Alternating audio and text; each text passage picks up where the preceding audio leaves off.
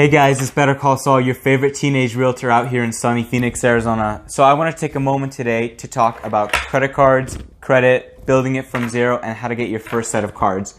Now the reason that I wanted to do that is because when I turned 18, I had a lot of the same questions that I'm going to address in this video, but I was lucky enough to have a lot of people that were already in the credit industry that I could reach out to.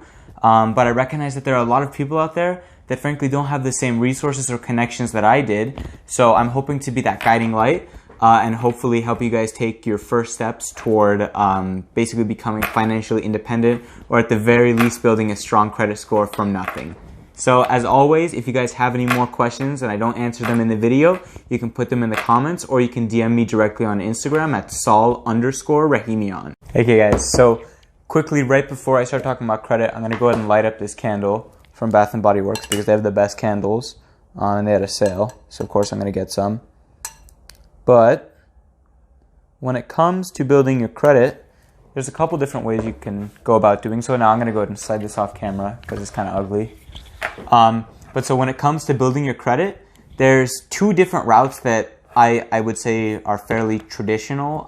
And, you know, people that are in that teenage range, like, you know, they just turned 18 and they have no credit, go about doing so essentially. Now the way I did it was getting secured cards. Now the reason I went with a secured card is because first off, I'm very strong-headed and stubborn, and I wanted to do everything myself and I didn't want any assistance from my family. So basically, I come in, you know, I'm 18, no company is going to approve me for a credit card because first of all, I have no, you know, credit history. They don't even know I exist. There's no record of me existing when it comes to credit. So I pretty much am going to get declined by every company that I go to. So what do? I get a secured card, as I said before, from Capital One. Now the reason I went with Capital One is just because they came highly recommended from both my friends, family, and the people that I knew that were in the credit industry already.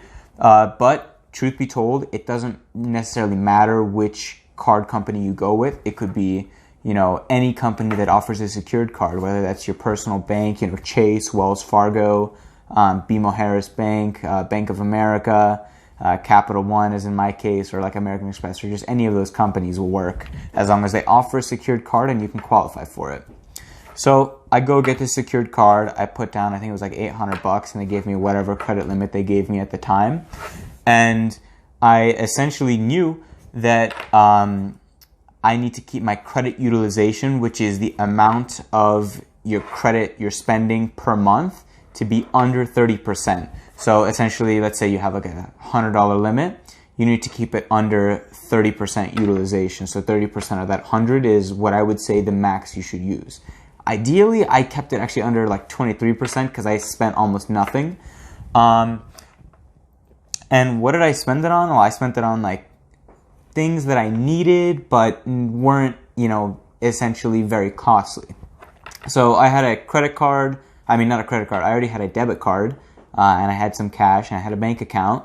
And I kept the majority of my purchases and costs on those. But for little things like picking up energy drinks from the convenience store, or sometimes even filling up gas or picking up protein bars from Peak Nutrition, which is my favorite supplement store out here in Scottsdale, I would use my credit card. And by doing so, I was only spending like $100, maybe $200 a month, and I had a very low credit limit at the time. And it worked out perfectly because essentially on the last day of the month, after they had reported my spending to the credit bureaus, I would pay it off in full. Now, personally, some people might tell you to just pay off the statement balance or the minimum balance. I didn't want to do that. I wanted to pay off the full balance, and that's exactly what I did. And frankly, it worked very well for me. I could have done it other ways. I could have just done the minimum balance, but I didn't want to do that because I didn't think it was necessary. Now, obviously, people are going to be in different situations and you might not be able to pay it in full, but if you can, I would personally pay it in full. And by essentially doing that over the course of almost a year and a half, 2 years, I took my credit from non-existent, literally a zero, to almost pushing the low 800s. So I did very well, and I got approved for another card from Capital One. It was like their silver, Quicksilver something card. That one wasn't a secured card, and I was able to get that because of how perfect my payment history had been.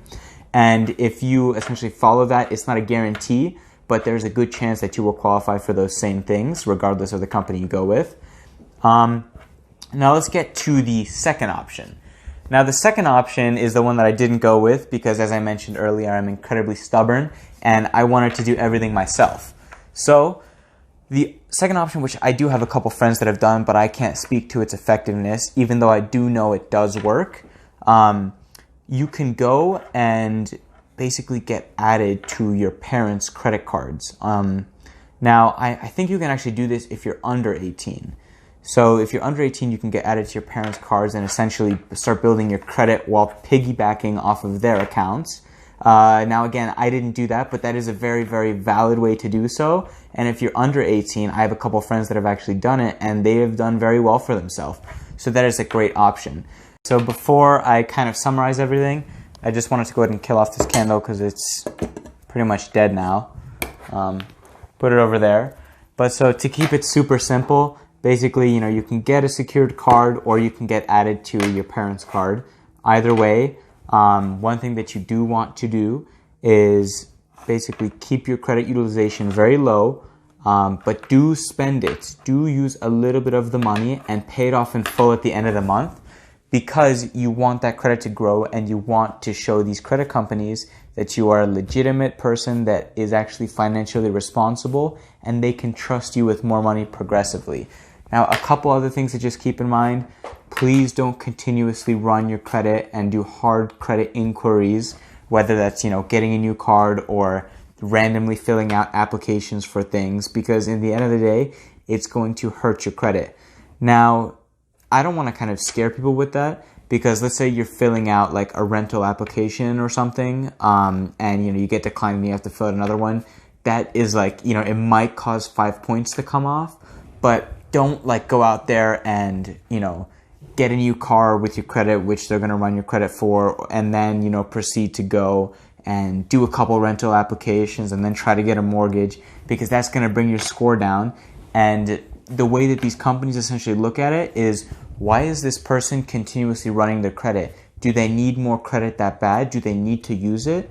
Because if they're that desperate for it, then likely we shouldn't trust them with it, because we don't want them to use something irresponsibly, something that they're not ready for. But yeah, again, as I said earlier in the video, if you guys have any questions, feel free to DM me on Instagram at Saul_Rahimian, and that'll be in the description, as well as my email and link to all my social media, or you guys can always just put something in the comments. Thank you if you watched all the way to the end of the video, and I hope this helped.